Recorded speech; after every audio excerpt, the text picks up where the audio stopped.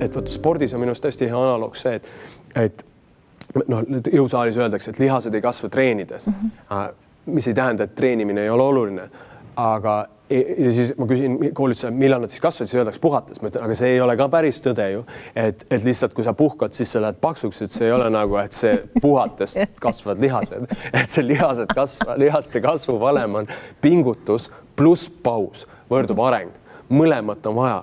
Ehk seega iga inimene peaks vaatama, kummale poole tema nagu kaldu on ja kas tal on see tasakaal.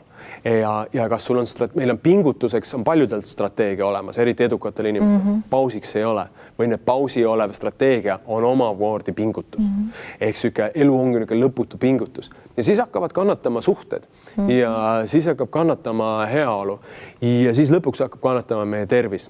Ja ma olen täna 38 ja ma olen juba piisavalt palju saanud selleks vanuseks tervise osas tagasilööke, et nagu näha ja tunda huvi selle vastu, et see füsioloogia, mis mul on, selle taustal on minu närvisüsteem, minu seedimine, minu süda, minu hingamine ja see kõik mõjutab seda aparaati nimega mina. Seega see positiivsuse dividendid on siis siuke user manual või kasutusjuhend elule laiemalt ja minu jaoks on ta eelneb kõigele muule, sest hommikul märkan hommikul üles, ma ei ole juht. Ma ei ole koolitaja, ma olen alar ja isegi see on mingi kontseptsioon, aga ma olen nagu mina olen oma kogemus sellest ühest elust ja ma tean, et mu elu on osadel päevadel meeldivam ja osadel päevadel ei ole ja ma selgelt tajun, et nendel päevadel ma tahaks rohkem, et neid seisundeid oleks, kus on meeldivam.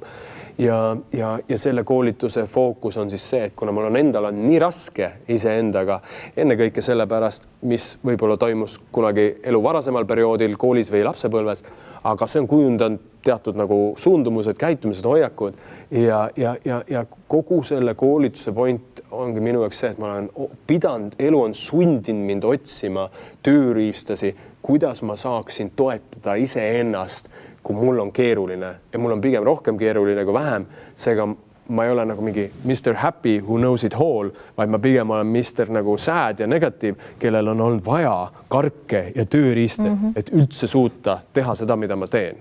Ja ma arvan, et seetõttu on hästi praktiline, et ma ei teoretiseeri seal, ma räägin asjadest, mis aitavad neid inimesi, kellel ei ole võib-olla nii lihtne hoida niisugust optimistlikku maailmavaadet kogu aeg.